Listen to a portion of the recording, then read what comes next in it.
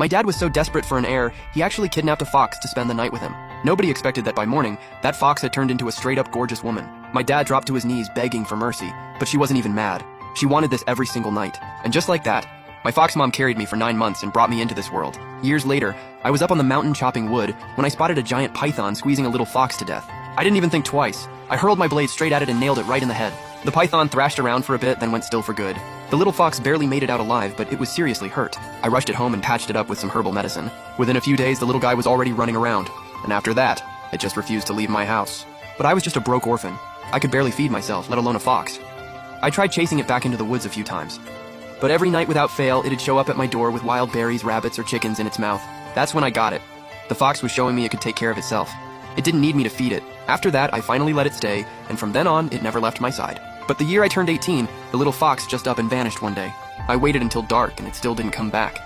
I was just about to head out and look for it, when this old lady showed up at my door, leaning on a cane with a warm, grandmotherly face. Something felt off in my gut.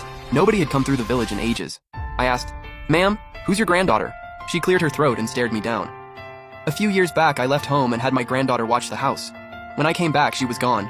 Someone told me she's been living here with you. I was stunned, but I kept it polite. "Ma'am, I think you've got the wrong person." She nodded, but her eyes stayed locked on my kitchen.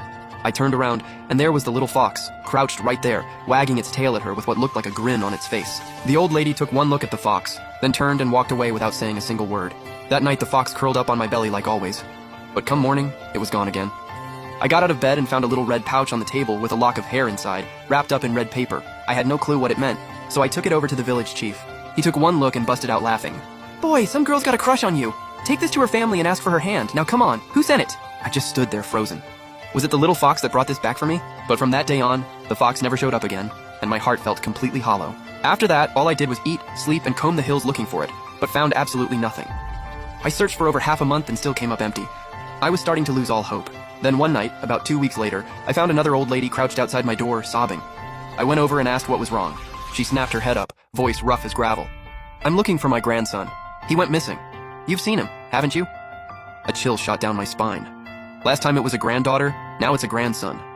Why does everyone keep showing up at my door? Her face twisted into a creepy smirk. "Never seen him? What about 6 years ago? Did you see my grandson 6 years ago?" She was pressing me like I'd done something wrong. I thought hard and finally said, "Ma'am, I really think you've got the wrong guy.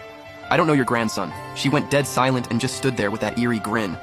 It creeped me out so bad I backed away and bolted straight to the village chief's house. I told the chief everything.